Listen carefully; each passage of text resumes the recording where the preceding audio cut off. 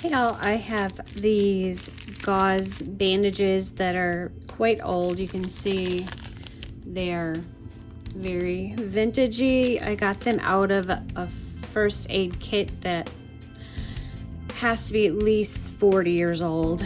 And some of these, like obviously these are in better condition. I might save these, but this one, in fact, it's brown. I wouldn't trust using this. And so I'm going to make some, I'm going to take it and paint it, and we can cut it in strips then and then use it for page tabs on paper clips. So I'll show you how. I've got a couple different things to get started. I have tried this with watercolors before and it hasn't really taken too well to the cotton, but I have some acrylic paint here that'll probably water down just a wee bit. I have a piece of plastic that I'm working on because I don't want to ruin anything, and I also have these alcohol markers, and I know these are very permanent, so I'm going to try these as well. So between the acrylics, the alcohol markers, we'll see what happens. I think they're too thick and like it's like quilted. I don't think I would be able to use these. I'll have to find some other purpose for these. But we still have this gauze bandage here. So I'm just going to unroll some of it and we'll do a little painting. So this is peacock blue. I believe I've gotten this from, this is Target, and it's quite a few years old, so you can see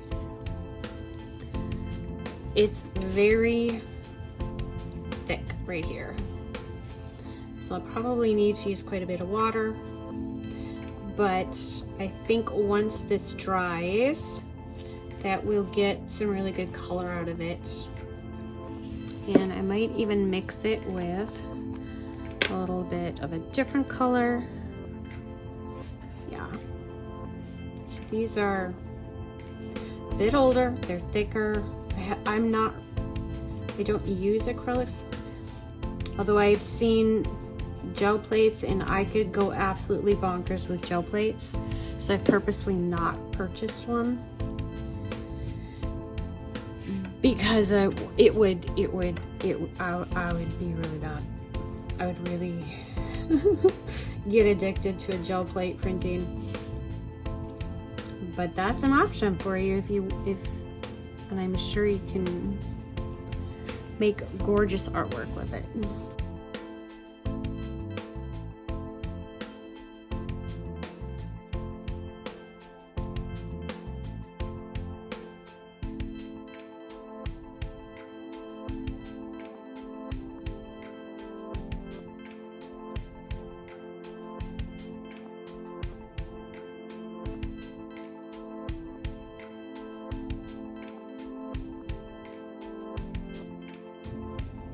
Okay, next we have some alcohol markers, and they're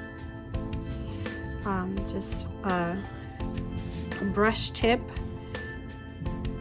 Okay, I figured this out. I have a little bit of alcohol here. It's propyl alcohol. I put a wee bit in the cap. I have a moppy kind of a brush, so that when you put it on the alcohol paint or the alcohol markers, it definitely spreads it out and very much intensifies that color. So let's try that.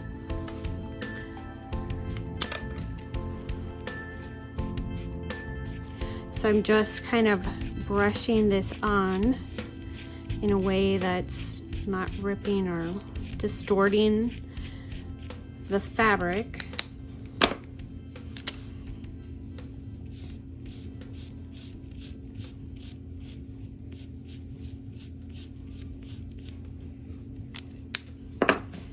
And dip it in there, and then watch it really intensify in color.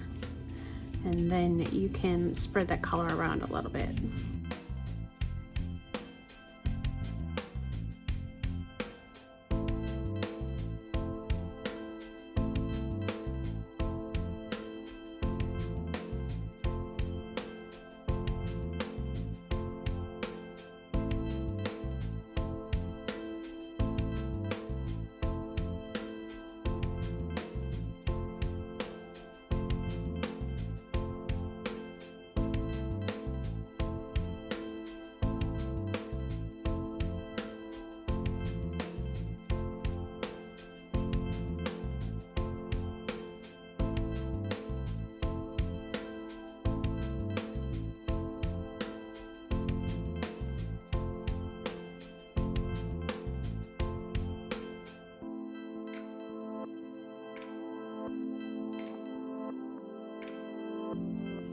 Okay, so I'm just as an experiment, I have this leftover alcohol paint essentially that's sitting on the plastic, and so I just laid this blank, this white regular unpainted piece of fabric over the top of it, and I'm just letting it absorb the paint that's already on the plastic.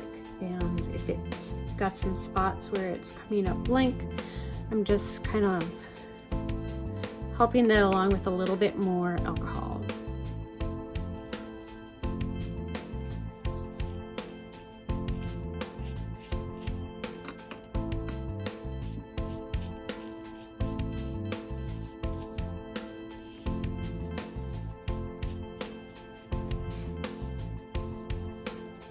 So it's not as intense as this, but it's still using up all the color that is on the table. All right, there's some extra ideas for you. I let these dry overnight, and this is how they turned out. This one was done with the acrylic paint. It's a little bit crunchy, so it might need just a little maneuvering to kind of soften it up a little bit. But these two are quite soft still and pretty vibrant in color. So I'll show you how I'm going to do a couple of different tags with these. So I have just a paper clip. So we'll do just a very quick paper clip tag. And so if you've done these before, you know how these go. And if not, you put the loop through this upper end that is more open.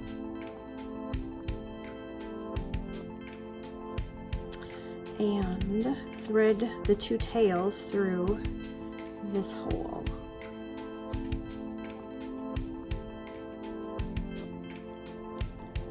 And this will end up being just this little raggedy looking, you could probably, these seem pretty stable. I think because the acrylics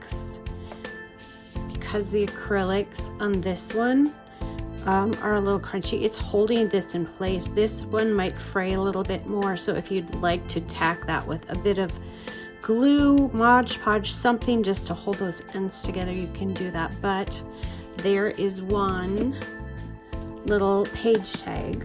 Okay, another way that you could use this, I have you could use this as a page tab on the top of your page.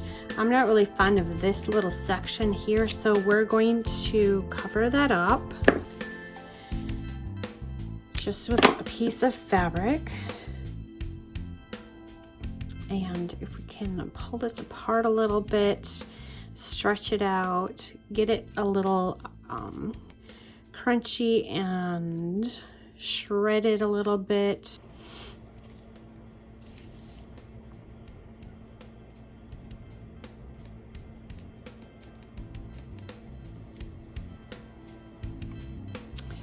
All right.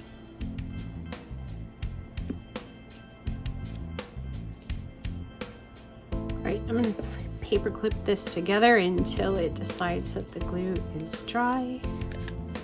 So set that one aside. So again, that could be, if you ignore that, that could be just a little page to have at the top of your paper, your journal paper or your Bible paper. And then I decided to make a pocket out of this guy, and I have a couple of pieces. I'm going to tie a piece of this through here.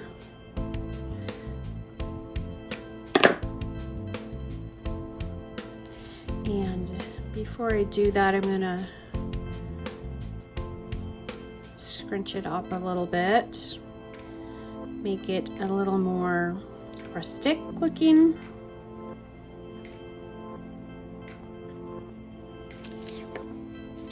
How do I want to do this? Yeah.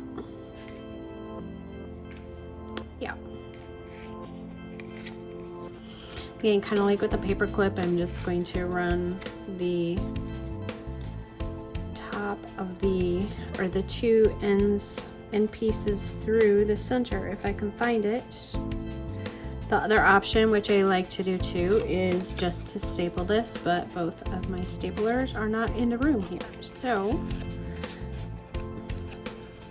however you want to do this, fluff it. Okay, and then pop this in here. And both of these pieces can be written on front and back.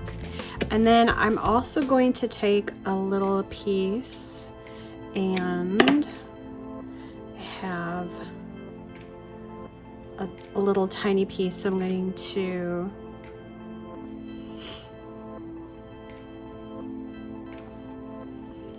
add this down in this corner. And again, this will have to sit and dry.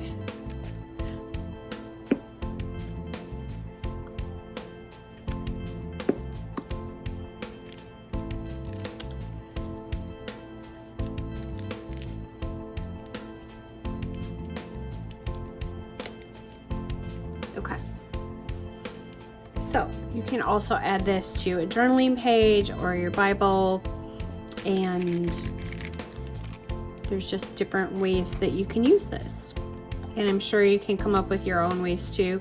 It's just an example of trying to think outside the box, think creatively, figure out how you can just use everyday things in a different way in your Bible journaling.